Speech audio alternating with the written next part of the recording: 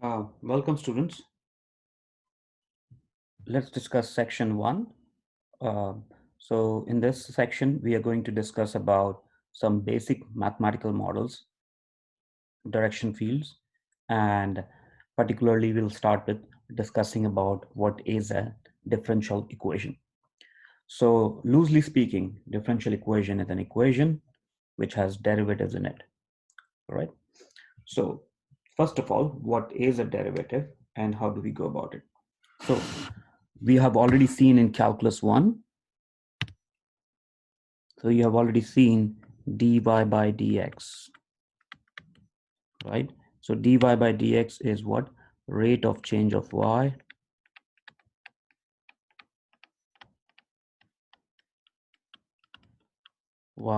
with respect to x. Yeah. You would have seen the applications of this in optimization problems, right? In math 151 or 150 optimization. And some of those optimization problem came from economics. Some of them came from biology and so on and so forth, right? However, it is not just about optimization. So many laws of physics are statement about derivatives. Okay, so many laws in physics are what? Statements about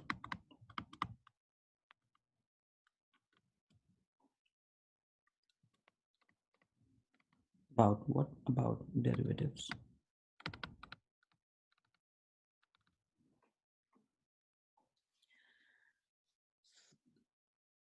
So the rate of change, aka derivative, has various applications, right?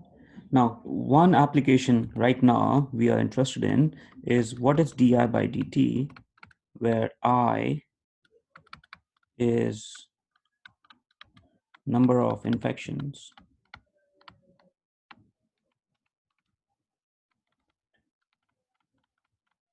COVID patient, or rather COVID-19 patient at time t, right? So, well, so that's the idea. So you need to basically, this is a very useful object, the rate of change. Yep. Now, what is an equation? Equation is basically two statements which are connected together by an equal sign. So two statements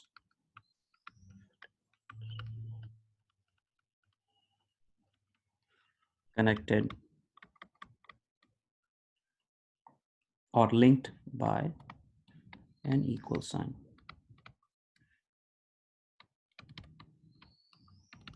This statement could basically have, this statement can have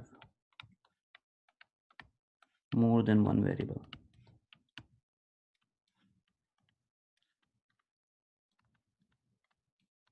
Right, like say x squared plus y squared plus z squared equals to 1, right? In 3 dimensions, that represents a sphere, right? Anyway, so now what does it mean to solve an equation? So solving, so suppose I want to solve this equation. So solving the equation or an equation means determining the values of unknown, right? The values of variable. Values of variable. Let's look at an example. So first example, let's say x plus 2x plus 1 equals to 9. Yeah, so this is an equation.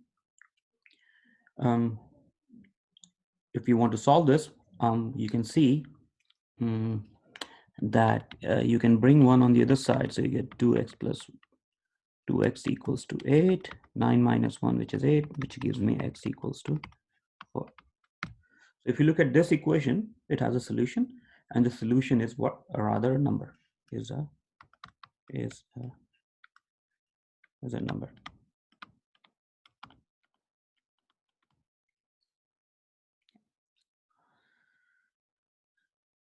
Second example, for A, B, you can have y equals to, or y plus x equals to 2.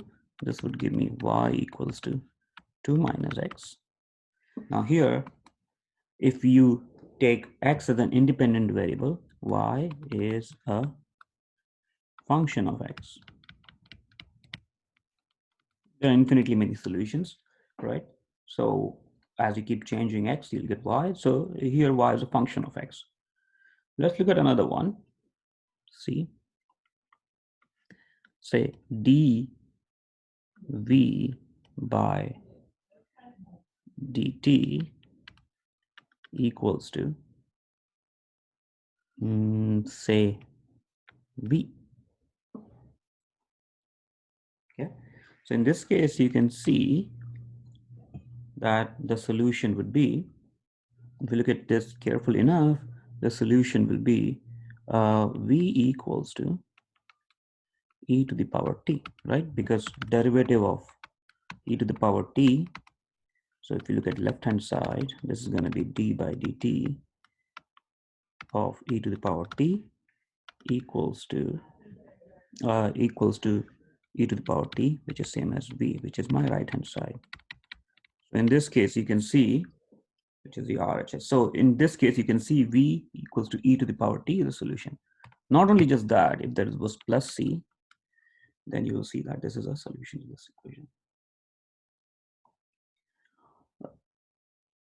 So such an equation is called, basically this is a differential equation. This is called first order linear differential equation, because all the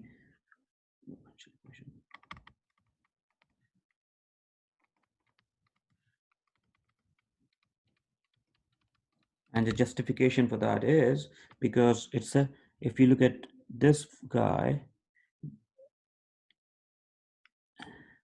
so if you bring it on one side, this is a linear function of dv by dt and v. Later on, we'll make this definition more precise. Let's look at another example. Say for d square y by dt square plus 2 dy by dt plus y square. So this is a, so first of all, this is second order because the highest order of derivative is 2. It's a second derivative, right? Second order derivative. So second order. Is it a linear function of d square y by dt, dy by dt and y? No, because there's a y square, right? So this is linear, but sorry, so this is second order, but non-linear differential equation.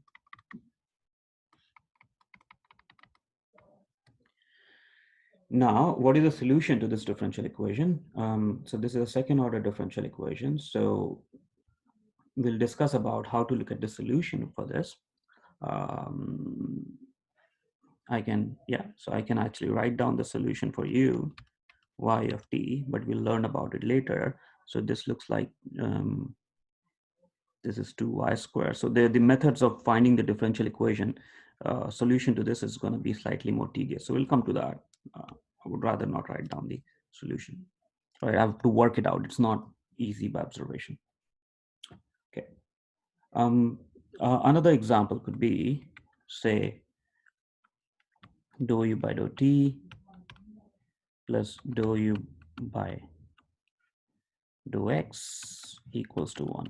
So this is a partial derivative of u with respect to t, partial derivative of u with respect to x equals to 1. So essentially, what are you looking for? So solving this involves finding u of what?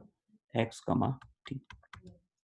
Yeah, so this is first order, again, because the order of derivative is 1. So first order, it's partial differential equation, which we'll not deal with in this course. It's called PDE for short, partial differential equation. And one can check the solution is going to be u of xt is going to be say half x plus t plus some constant c. Yeah. Okay. So this is how the story goes. So we will be basically interested in solving differential equations of these kinds, right? So we'll come to the precise definition soon.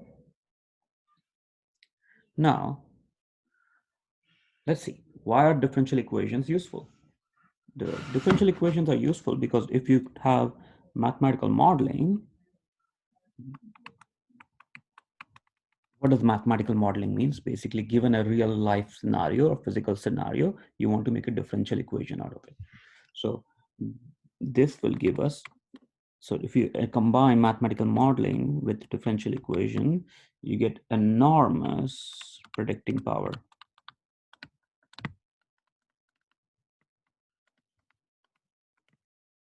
Right? So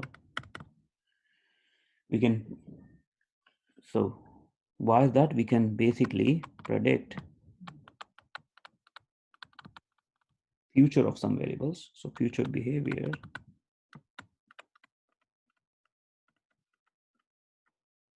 here of variables, of changing variables or changing quantities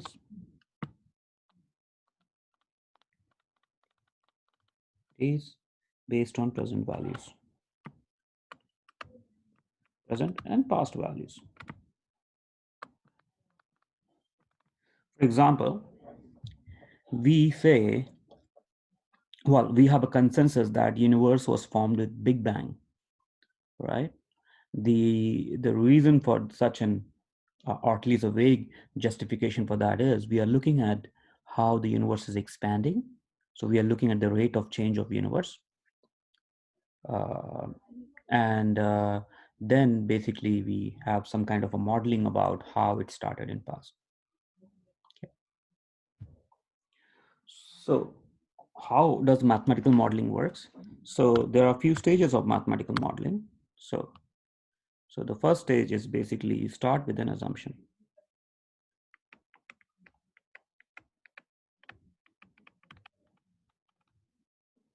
Right? Let's basically look at an example and we'll come back to it. We'll move between the example and the theory. So for example, let's look at the population growth problem, population growth and population decay. So generally, first assumption, so if you're given the population P of T is population at time T,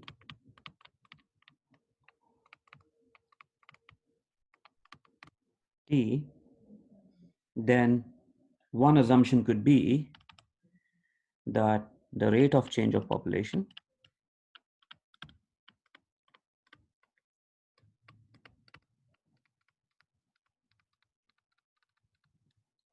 which is what is the rate of change of population. Population basically by that we mean population size, which is dP by dt is proportional to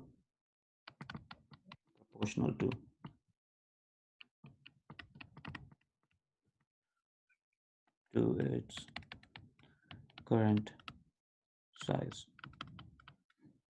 right? So here, if I want to model this mathematically, I would basically say that this is dP by dt is proportional to P. So let's say some constant times P, where R. So R is a constant of proportionality.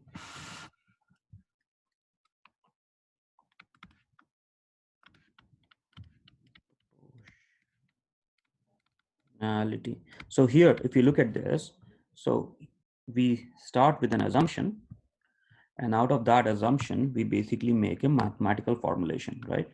So let's make this mathematical formulation. So out of this assumption, we made what? A mathematical formulation.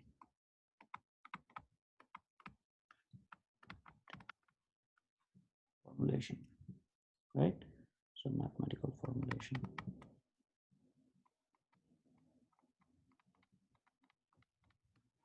Step 1, this is step 2. Okay. Now mathematical formulation would involve what is the variable, as you saw here, P of t, the population variable, right? Identify basically the principles of behavior. So let's just write that down. So here, so by that we mean what? Basically identify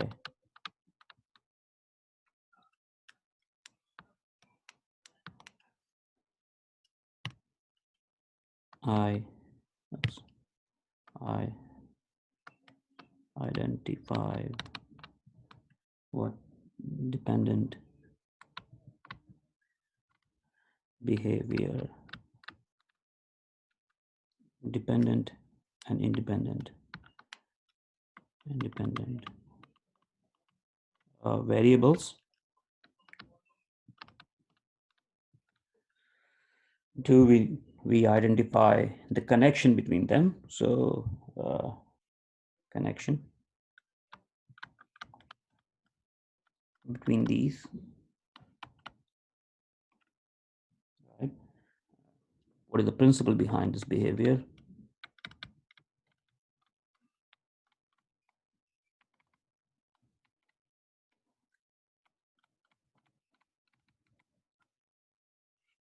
Extra.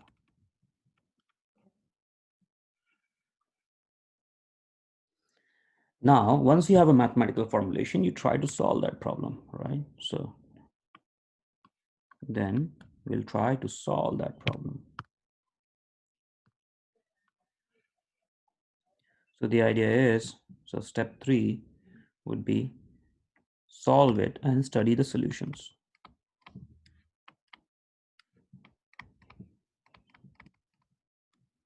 Right? And then once you study the solutions, so once you study the solutions, after studying the solution, you would like to basically see whether what you predicted made sense or not. What mathematical formulation and solution you had, did it make sense or not? So there's no reason for this to be in the red box.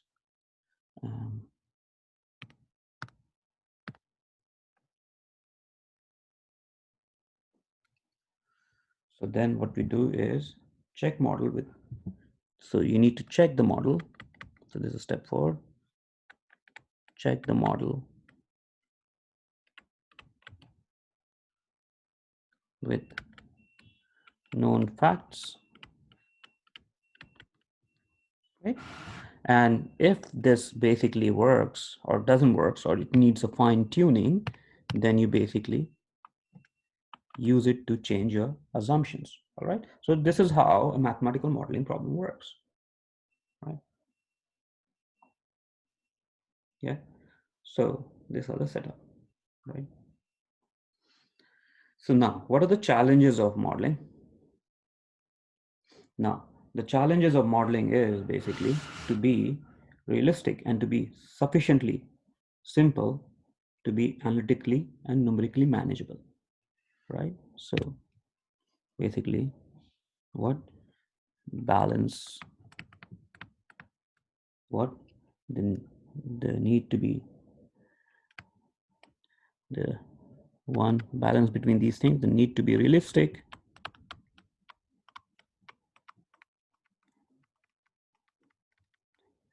two, between solutions, to be analytically or numerically manageable.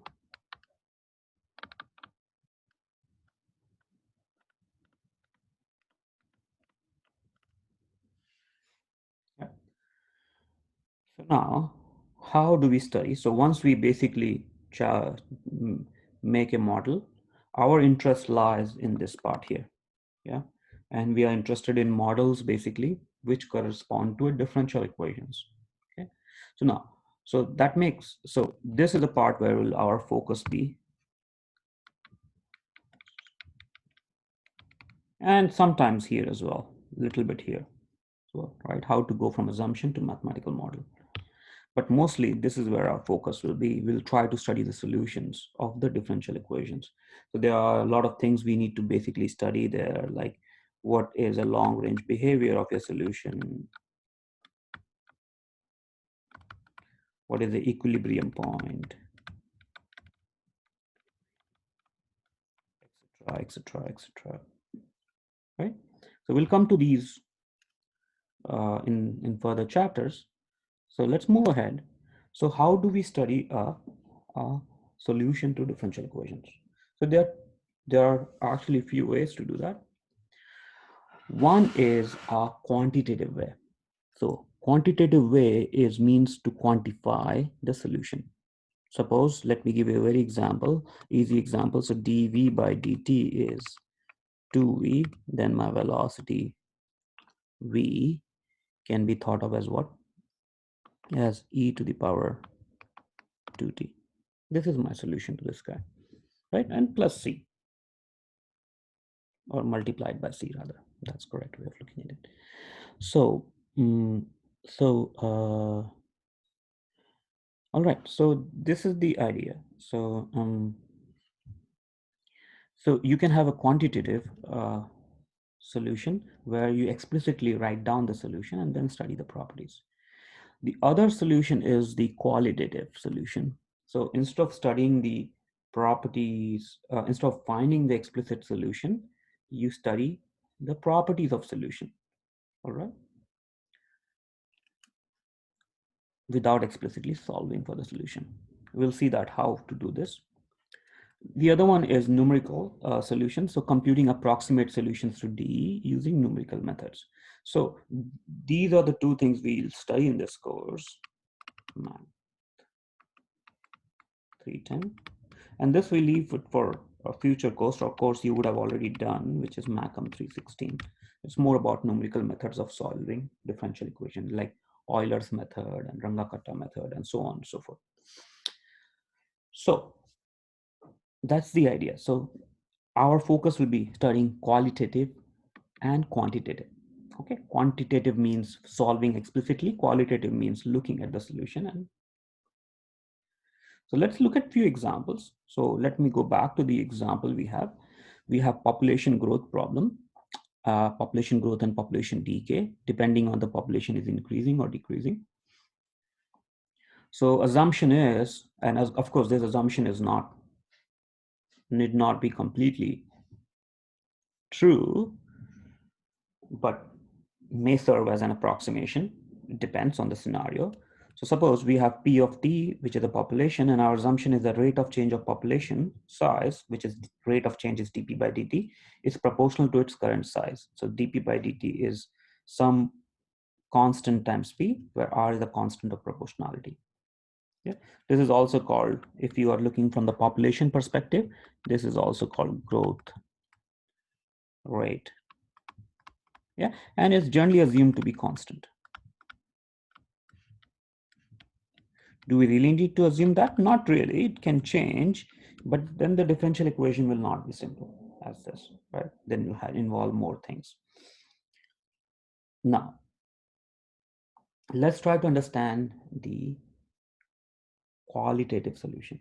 Recall, qualitative solution means you're looking at the quality of the solution, not the explicit. You're not solving for the solution.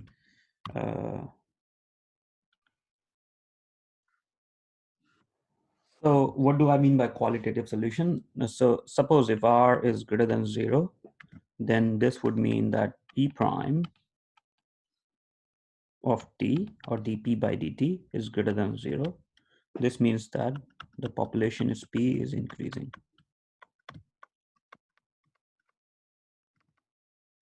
Similarly, if R is less than 0, this would imply P prime of T is less than 0. This means P is decreasing.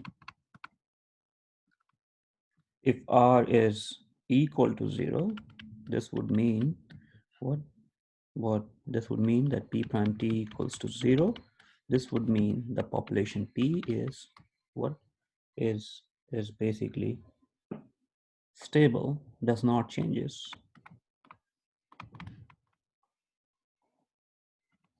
So dp by dt equals to 0.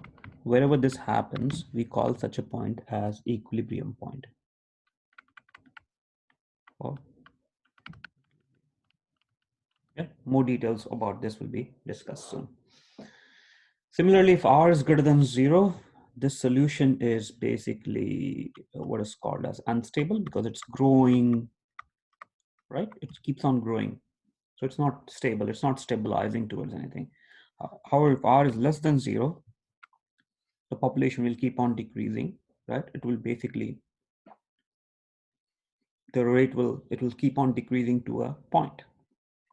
It will either be a 0 or some fixed constant, right? So in this case, if r is less than 0, we see that the solution is stable. Again, we'll go into length of discussions about this. Now, one more way to do this is basically to draw the what is called as the slope field or the direction field. So in direction field, essentially, what you're doing is, so your dp by dt is rt. So here you will plot p. Here you will plot what? So here you'll plot t. Sorry, my bad. Here you'll plot p, and you will plot r of p. So at any point here, say, you will basically draw a small line segment, right? And this line segment will be what? This line segment will correspond to, suppose this point was t0, this point was p0, then you draw the slope of the line or a small line segment with what? Slope dp by dt at p0, t0. Okay, so such a thing is called direction field. We'll come to next example and we'll do it properly. So direction field. Direction field. Now, what does it mean by a quantitative solution? So let's try to explicitly solve this. You would have already seen in the problem of exponential growth, you can see the solution is going to be p equals to p0 e to the power rt, right? Where p0 is population at time equals to 0, right? So this is a quantitative solution. Now to understand, so you could have seen it this way as well. So how do you solve this? So you get dp by dt equals to rp. So you get dp by p equals to r dt, and then you integrate on both sides. So integrate on both sides gives me ln p equals to rt plus c, and then you get what? You take ln of absolute value of p, but since population is positive, I'll take ln p. So I get p equals to e to the power rt plus c, and that I can e to the power c times e to the power rt. I can dub this as a constant a,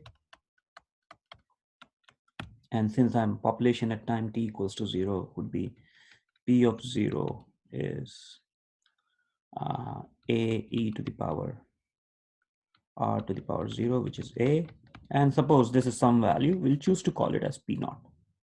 So then we get what? If we substitute back here, you will get p of t. It's a function of t, right? So p of t equals to p0 e to the power rt, right? So this is the way to solve this.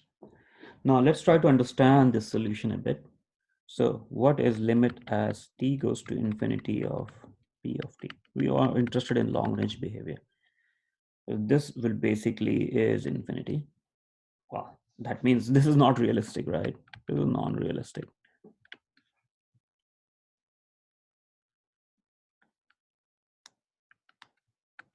Realistic, right? Because the population can never become infinity, right? So we'll have to basically, so there are a few things so this is not realistic. We need to adjust the model.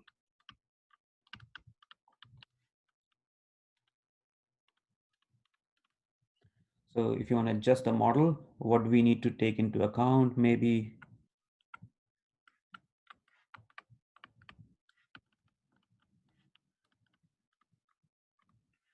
war, for example, it killed a lot of people. The last previous two big wars, climate change. Now we also have pandemic into the game. I hope this is not. So on, so forth. Okay. So typically R. So note that typically R is a basically not a fixed variable. It depends on the population at that time. Okay.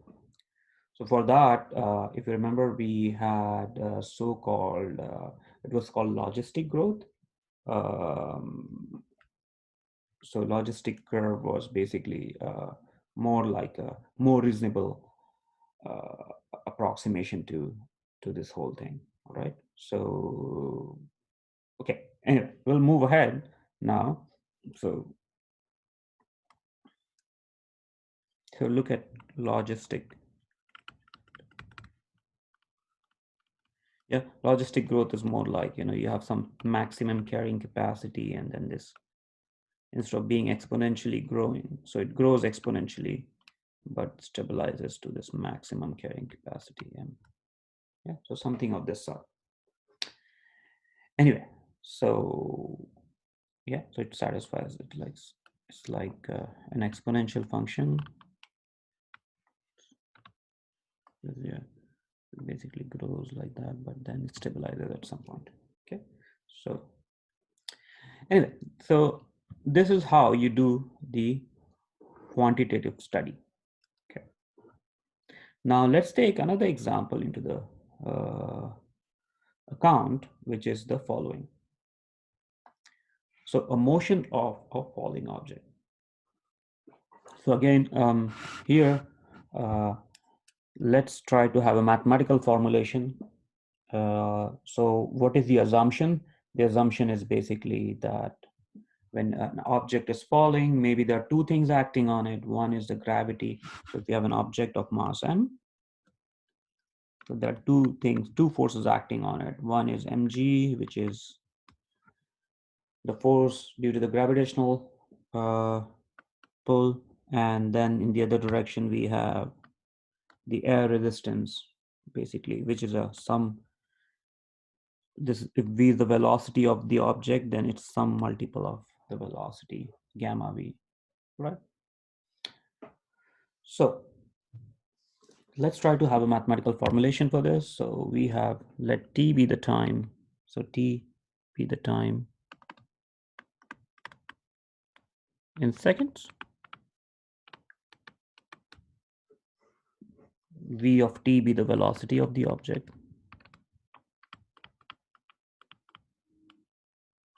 Of your object at time t.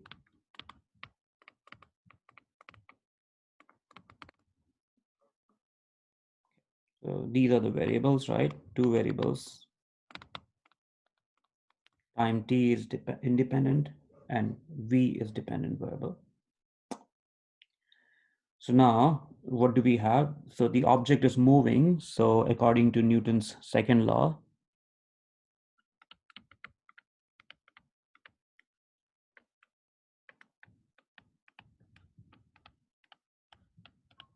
motion, what do you get? You get, gives us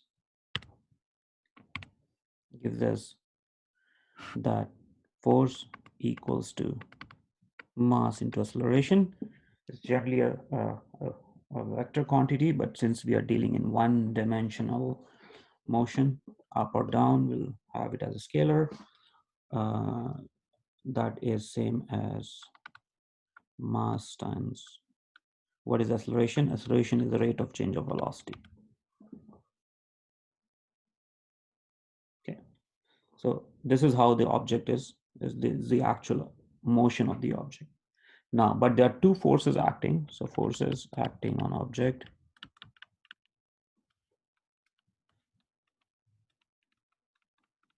One is the gravity, which is pulling down. So let's take the bottom, because the motion is happening in this direction, we'll take that to be positive. And there is something, so force acting, so gravity is acting on the object. So this is consequence of gravity, F equals to mg, which is m times 9.8 meter per second square, right? Because g is considered to be constant, 9.8, although depends on where you do the measurement and how you do the measurement, right? G can vary a little bit, not a lot, very little. Now the second is the drag working upward, trying to stop it from falling. You can see the drag more clearly when you throw a paper from the top of the building. The paper doesn't fall, right, straight away, but there is a drag in the opposite direction. So drag is basically given by, it depends on the velocity. So drag is some gamma times v, where gamma is the drag coefficient.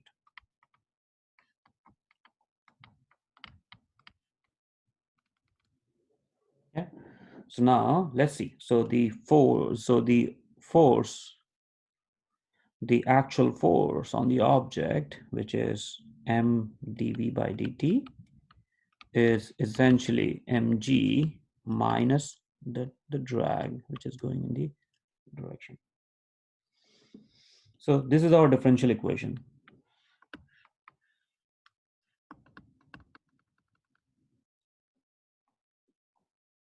Okay, now let's try to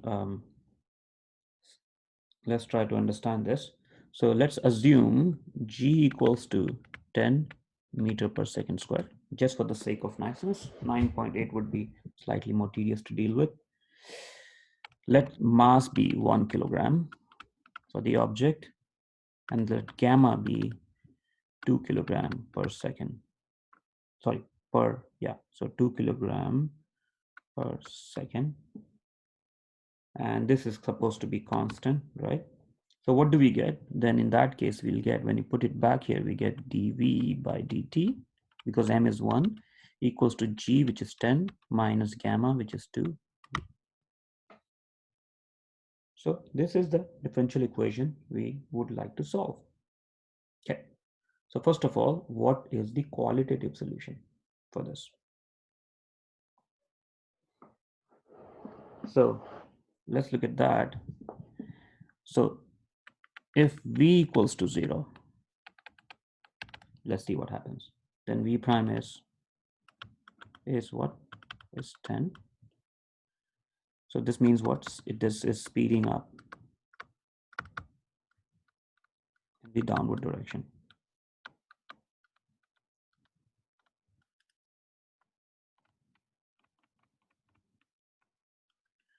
Right? That is speeding up. Speeding up means basically there's an acceleration in the downward direction. However, if v is 5, that means when v is 5, this will become 0.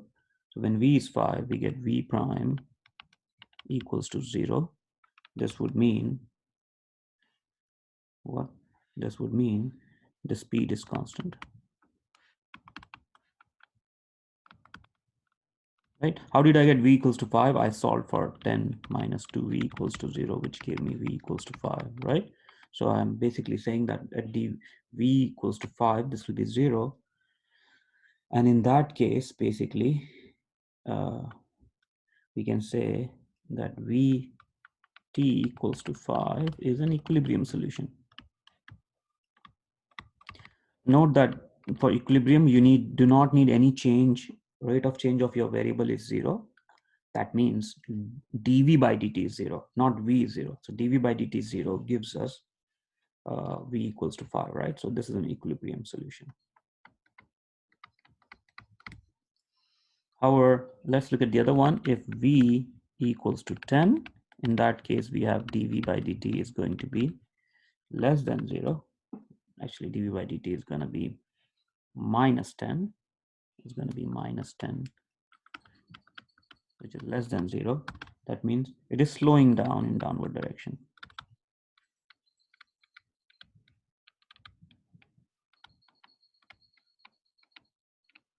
Direction.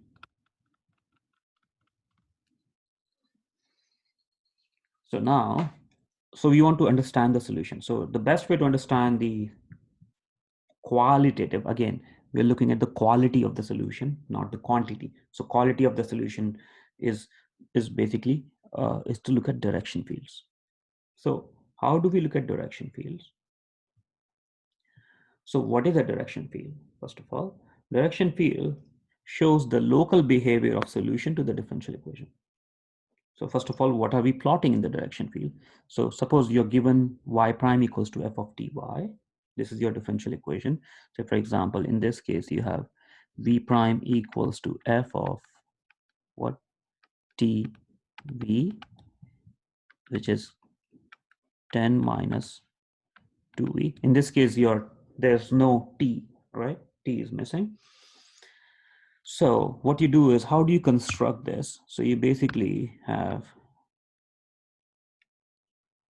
so you will have,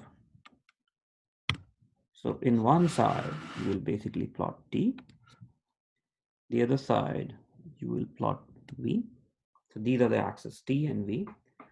However, at any given point, say at t equals to 1 and say v equals to 1. So at t equals to 1 and v equals to 1, you will basically find out the following table. You will find out what is v prime at that. So let me just basically draw a table. So I have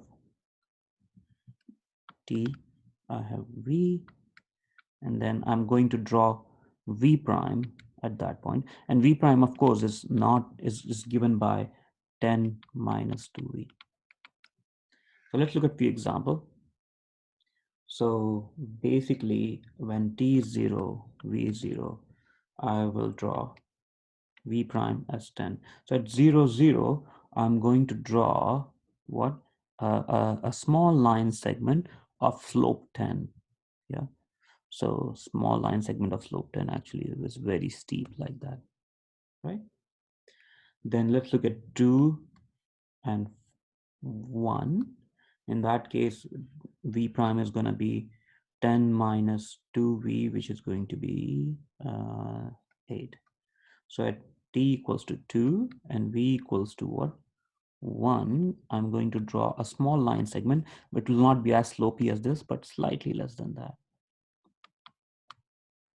Similarly, yeah, so we can keep on doing this process, so on and so forth. And we'll draw these small slope fields. So let's look at a few more. Say 4, if t is 4, v is 2, you will get what? 6. Okay. So yeah, note that actually it's independent of t. So essentially the behavior at 1. So what is the behavior at 1? It's going to be at t equals to 1 for any value of v, the behavior is going to be the same. The slope is going to look more or less the same, except for 5, right? At 5, it's going to look like that. Yeah. So I'm drawing small line segments which look like this.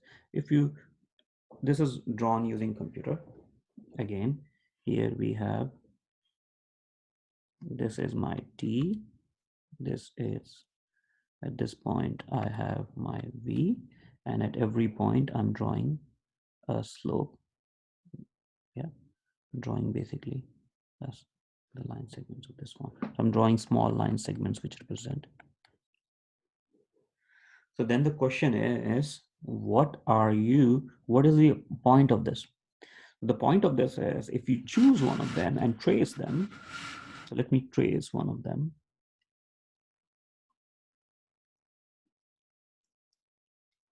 So if you trace one of them, you get solution to your differential equation. See, so now you're getting a pictorial representation of your solution without having to solve the differential equation. All right, it's pretty neat because sometimes you cannot solve the differential equation. Let me give you an example. Generally, you need to, there are various plotting software for this. One is GeoGebra. Okay. So this is what I plotted, 10 minus 2y. In this case, instead of v, I'm using y, and instead of x, instead of t, I'm using x. All right. So let me look at another example for you. So which is e to the power x square. So e to the power, let's see. So e to the power bracket x square, right? So this is how the, so if you look at these, this is how the solution looks like. So let's just basically see minus 100 to, sorry, minus 10 to this, minus, say minus 10 to 100. Okay, well, so you see one of the solution is given by, maybe this was not a good idea. Let's just go with 10. 10. So you see, you're getting one of the solutions, which is basically one solution is tracing this guy here, and you get the solution. You'll say, why are we looking at this example? Now, let's go back.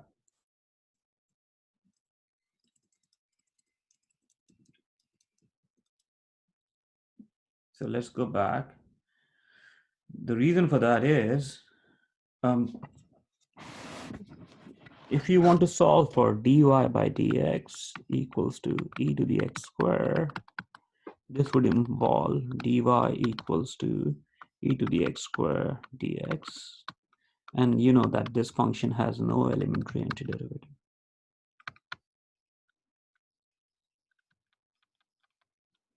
No elementary antiderivative.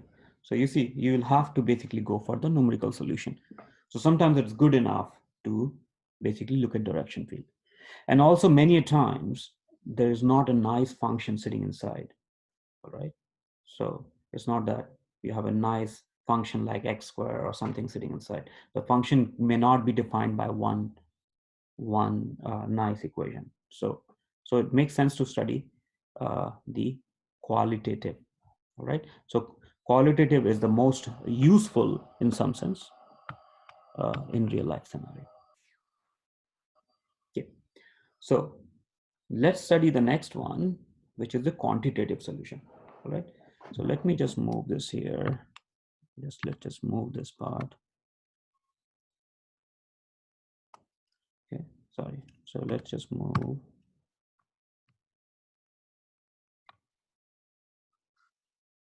So let's study the quantitative solutions now.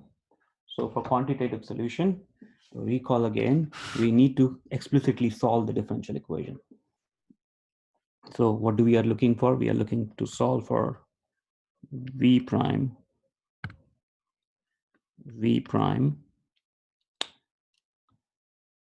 equals to 10 minus 2v, and we will basically see later on in the next section that v of t turns out to be 5 plus v0 minus 5 e to the power minus 2t. Yeah. So how did we get to this? Please look at section 1.2. But right now we can check if it is indeed the solution. So let's check. So let's put this in the right hand side, left hand side. We'll get derivative of this is what? Everything will, so this is going to be v0 minus 5 times e to the power minus 2t times minus 2. That is going to be, if you look at this guy carefully, this is going to be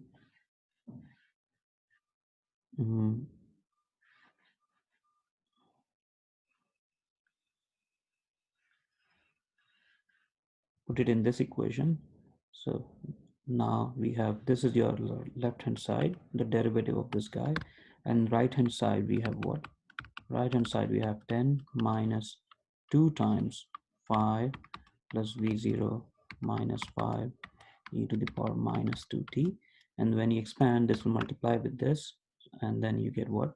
You get 10 minus 10 minus 2 times v0 minus 5 e to the power minus 2t. This will cancel off, and you see that these two are equal, right? So LHS is indeed equals to RHS. So, so yes, so this is the solution. So then the next question is, okay, I got the solution. So what can I get from the solution? What information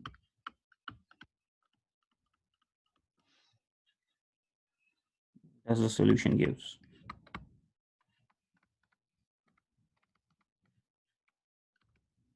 It gives a lot of information already, right?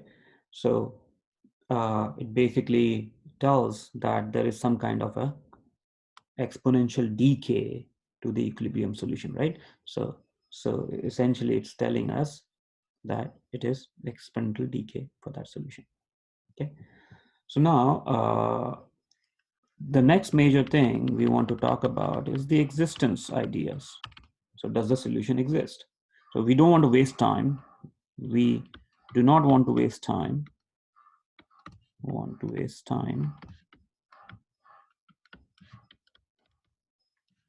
Trying to solve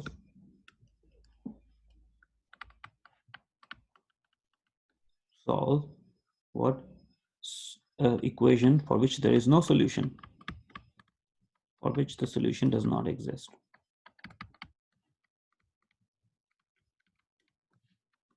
Does not exist. So we need some results about existence of the solution. Yeah. So later we'll see some results on when the solution exists to given t exists, differential equation exists. Yeah. Generally, this translates to if your differential equation has no solution and you're trying to basically model a real life scenario, that means there is something wrong with your assumption. Okay, so this class is about understanding the differential equation used in typical models of physical systems. So again, let's recap. We're going to do it in two ways. One is the qualitative analysis. We'll plot the different direction fields, solution curves without solving the differential equation. This will give us the idea of the differential equation or the solution. Now the other one is the quantitative analysis. In this case, we'll solve the differential equations and use the mathematical expression of solution to examine the limiting behavior. What happens as t goes to infinity or minus infinity? Usually t going to infinity. Determine the effect of the initial conditions and parameters, right? Recall, if you draw the differential, if you basically draw dy by dx equals to 2x, you will see that this is how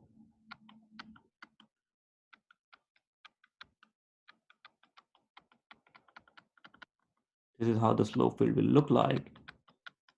And depending on your initial value, you are able to get you're able to pick up the right solution, because solution is not just one. You'll get family of solution based on the constant. Right. Then the other things we need to determine is if the solutions become unbounded. Okay. Now for that, for help with all this, we have the following things in our fingertips.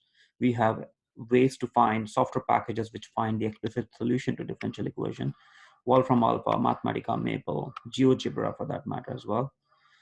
Yeah, you should use these when you study. A tool like MATLAB can be used to produce highly accurate numerical results. You will see that in MACM 316. Yeah, if you do this course, it's about solving differential equations in the MATLAB. However, if we wish to understand the differential equations and what story these solutions are telling us about real and physical system, the end game is never just obtaining the solution, right? We need to we need, just solution is not good enough. Yeah, we have to understand the solution and understand its implication. So I think that's it for now. See you next time.